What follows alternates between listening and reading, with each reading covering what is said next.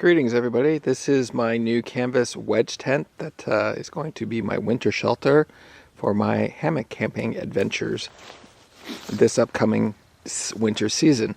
It's a 11.6 or 11 foot 6 long by 9 foot wide by 7 foot tall, 10 ounce Sunforger treated cotton canvas tent provided by Ridge Runner Canvas Works. It's very extremely well constructed. I had a couple of things added to it, like these side pullouts here, and obviously you see down the end I have my stovepipe sticking out from my little DIY wood stove that I will be showing in a second, going through the stove jack area.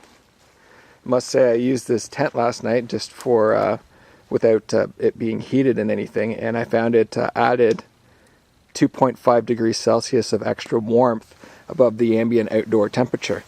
Now, we didn't set any temperature records last night with it only dropping down to 5 degrees Celsius or so, but you know, we're only talking about the third week of October here, but time will come. So let's take a tour inside. Okay, inside here you can immediately see my hammock that I've got suspended in between the two trees. It clears the center support poles rather nicely. As you can see, there's cavernous amounts of interior space here. Lots of space on the floor. This is just a blue poly tarp on the floor just to act as a ground cover. And over here you can see my DIY wood stove. I've been testing it yesterday and today, and it works quite well.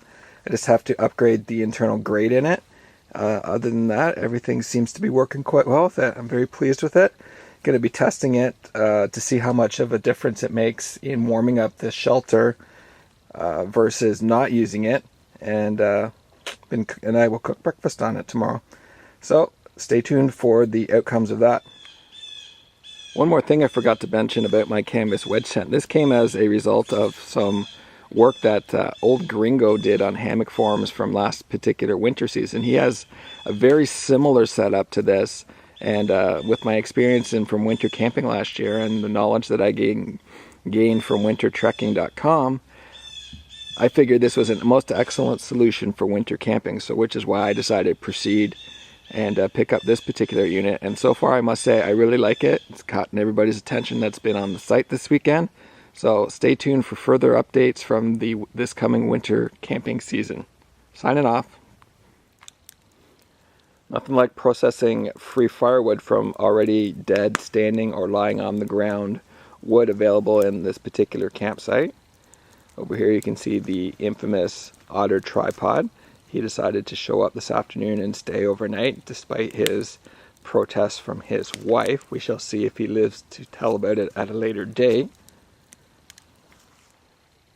This is Otter's hammock setup over here. It's his DIY Warbonnet Blackbird clone, a little bigger than standard, and today he's using his winter incubator quilt, under quilt that is, and it's under his rather large Mountain Equipment Co-op guide tarp, which he's currently got pitched up in porch mode with a couple of the sides folded back. Speaking of equally large tarps, over here is Wolveroo setup. This is his Chinook 14 by 12 tarp that he has staked to the ground for maximum wind protection. He's quite happy with the setup. I don't know how well we'll be able to see his hammock, but he is using a Warbonnet Blackbird dual layer 1.7, and he's got his Shamu IX underquilt, and he's borrowed a couple extra IX inserts from another hanger, Jeff Trex, whose setup we will see now.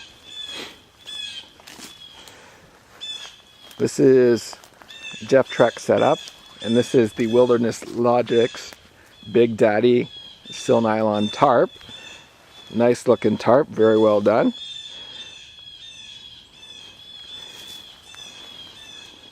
Now Jeff Trex here has got something that's a bit of a collector's item and a rarity among hammock people. This is a synthetic pea pod. Apparently it's one of the originals. I don't know how he managed to get it, but he gets to field test it tonight for the first time. He should be pretty warm in himself. We look forward to the update on that tomorrow morning. Over here is the setup for distorted axis, and this is a OES rectangular tarp with 3 pullouts per side, as you can see. Now he has an interesting story to tell. He's also flying a Warbonnet Blackbird this weekend, but he had some custom Cuban underquilts ordered from Tim Marshall, but they've been sitting waiting for delivery for the last few days, and they didn't make it in time for the hang. So he's improvised an underquilt just using a mummy sleeping bag, and he said he was rather warm last night. So all in all, everything seems to be quite good. There's a couple people that didn't show up to this particular hang for whatever reason, but it is what it is, and we shall see everybody at the next one. Signing off. Okay. Hi, I'm DeMayotin on the forums and from Cambridge, and we had a nice hang last night. It went down to 0, but everybody says they stayed pretty warm. Yeah. So for your first night out and your first DIY adventures here, how do you think you fared? I'm pretty happy. I think things went really well because it's my first overnighter, and it's all new gear that I've made, so yeah, good to test it out. So tell us about your gear. What about this big old black sail you got here? Well, I made a sill tarp, and it's, I think I'll have to test out the waterproofness. Don't know for sure yet. Oh, so this is the DIY silicone treatment? Yeah, and it came out a little bit spotty.